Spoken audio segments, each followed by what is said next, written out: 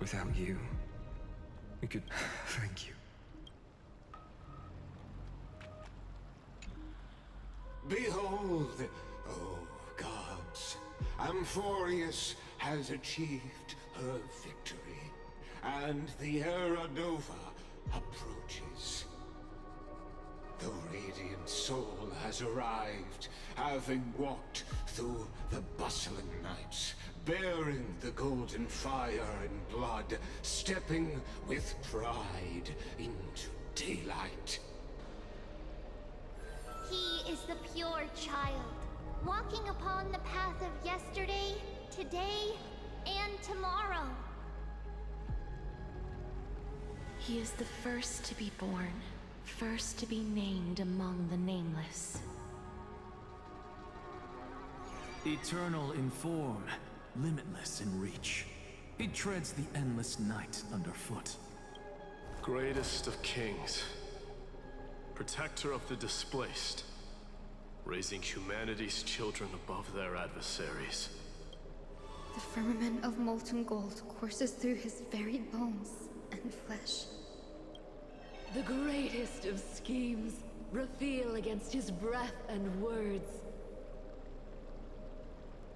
In the golden lakes of that beautiful new world, he shall wash himself clean. There. Finish what we first and last wished for. To write an ending unlike any before, for this world we so deeply love.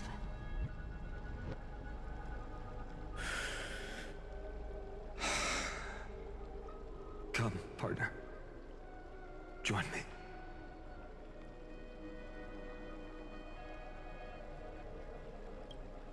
The time has come for us all to face oblivion, or embark on one final grand journey.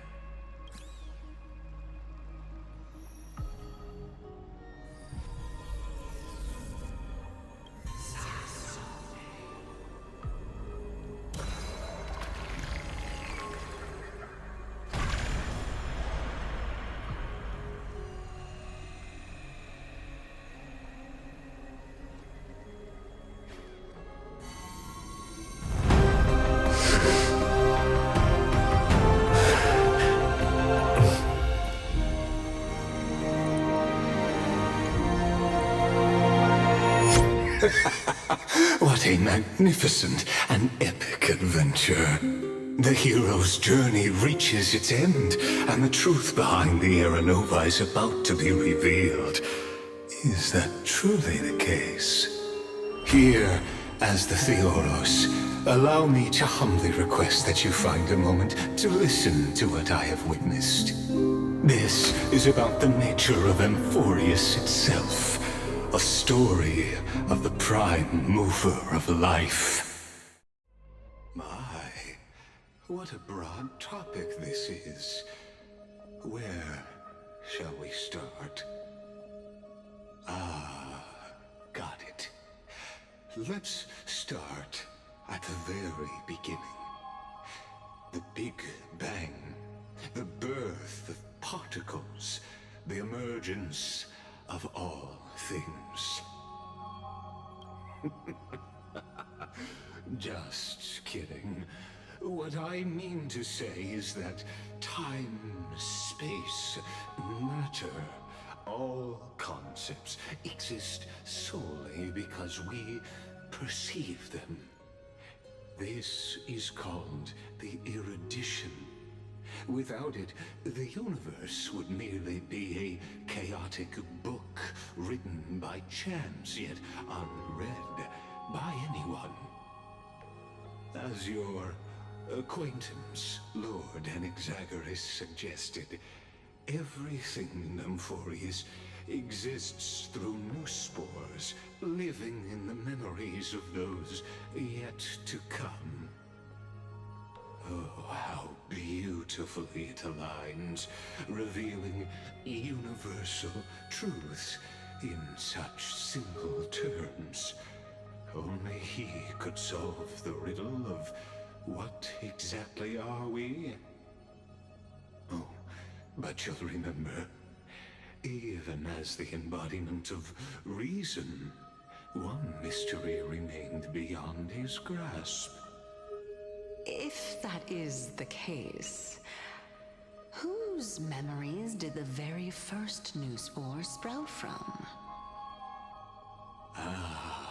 As sages across ages have asked the gods, what is the prime mover of life? But let's set aside the grove's teachings for now. Look further, past Emphorius, to what they call the Forbidden Realms beyond the sky. Do you know of the Scholar's strife? During that grand yet brutal war, waged in the name of erudition, a genius's legacy was abandoned, strewn across the cosmos. The scepters, a macrocosmic computational array beyond mortal comprehension. Made to emulate the Eon's thoughts, it became part of the Eon's cognition at birth. Scattered throughout the cosmos, these arrays act as celestial body neurons for Nous. But regrettably, as everyone knows, the erudition forsook them all. But what nobody knows is that, though forgotten, they never stopped seeking the divine answer. A question that survived war and disaster, stumping even the greatest minds, including both mechanical emperors. Now, we come to the real truth of Emphorius. What if, hypothetically, a scepter found the answer to the prime mover of life? If through endless solitary extrapolations in the cosmic code, the one deemed as a failure by the Eon of erudition found proof through the ages, what would happen? Perhaps the answer is simpler than you'd think. From a perishing neuron devolved into true life, reborn through the gaze of another Eon. This is a tale from the distant past, unknown to all, even unheard by the greatest geniuses. Now, let's leave the Scepter's story here, returning to where we began. What is the prime mover of life? Actually, you know the answer better than you realize. It's been by your side, accompanying you throughout this long journey.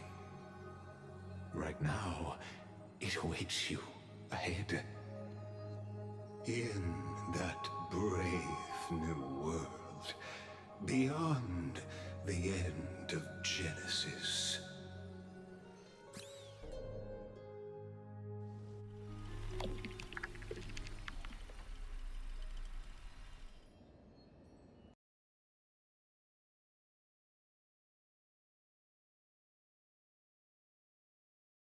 Okay, so this was the beginning, or well, this was one of the first scenes of the new patch. It was really interesting starting this one because I feel like there's so much overriding that happens. Some parts get a little bit confusing unless you're tracking things, but let's talk about the scene here. I found it interesting that MiHoYo pretty much felt that they had to go and pretty much re-explain some of the parts of Simulated Universe, Divergent Universe, like some of the stories that was going on there.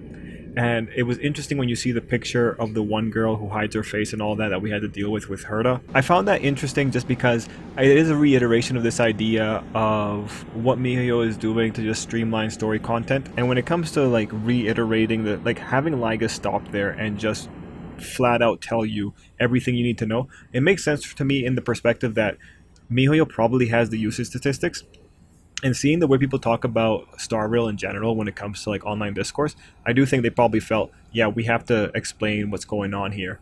The explanation itself, it's a little bit unfortunate you have to go through it if you follow the lore, but it's not that long. I mean, like at the end of the day, it's a less than 9-minute scene here. But really when it comes to Lygus, I think one of the most important things here is just how much control he has over what exactly the Trailblazer is perceiving.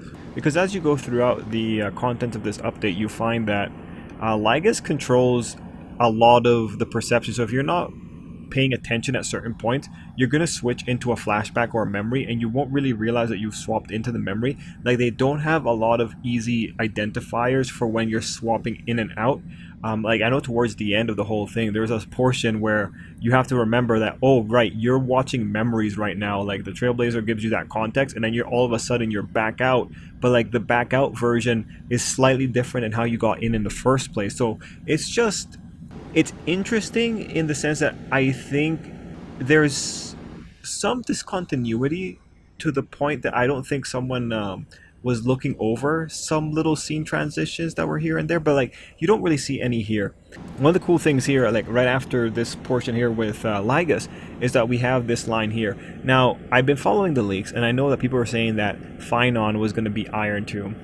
And then when we have the Iron Tomb video that came out on the Hoyo's like videos, or like I think it was on YouTube, it came out as well.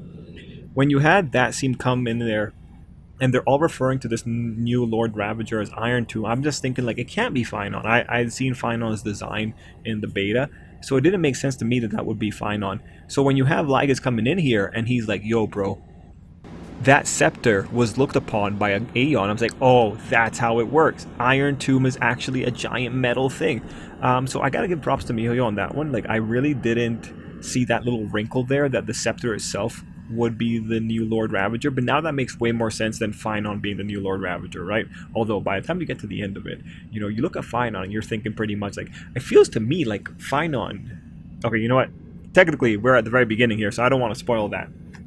But check out the other videos when I put it. Overall though, this beginning section scene, one thing as well is that a lot of the events, a lot of the cutscenes, sometimes they just seem to be so much emotional fluff. And for me, I just feel like it's cool, but I don't really need it. Again, it feels like fluff. The sequence with all the characters that have died that we know of, and them saying stuff about Phynon, it's cool, it's neat, but it's like, you know, don't really need it. Still, it does make for an overall cool experience. I was just in a rush because I wanted to see what was coming next. Anyway, overall, the coolest thing here really was Lygus taking over, doing the whole pause thing, very meta, and I was just really happy when they talk about what exactly was the Iron Tomb's true identity. Now, mind you, like in this cutscene, it's not very clear, but like if you're reading properly, you can see like, oh yeah, it probably is. And now there might have been a plot twist later, but like this made it really clear. One more thing is that this scene carries a question with it, and that is, what is the prime mover of life? And Lygus talks about, yo, this thing has been beside you since the very beginning. It gets a little bit messy because like later on, it looks like there's many prime movers of life by their own designation, or by Lygus's own designation. But the prime mover of life here, the answer that I've currently come to, I think makes a lot of sense, and it wasn't as emotionally fluffy as I thought it was going to be when he's asking about what the prime mover of life is. But like, the prime mover of life is one such that both Phynon and the Lord Ravager are motivated by it. So I thought that was pretty cool, and this question kind of falls away and doesn't really pop up again until like the end of the patch. And even then, it doesn't come back directly, but it was still, I think, good enough for in terms of if you're saying that they made a bookends and that kind of stuff here. Okay, yeah, that's it for this scene. I will have more opinions about other scenes of the new patch in Honkai Star Rail coming up. Anyway, hope you have a great day.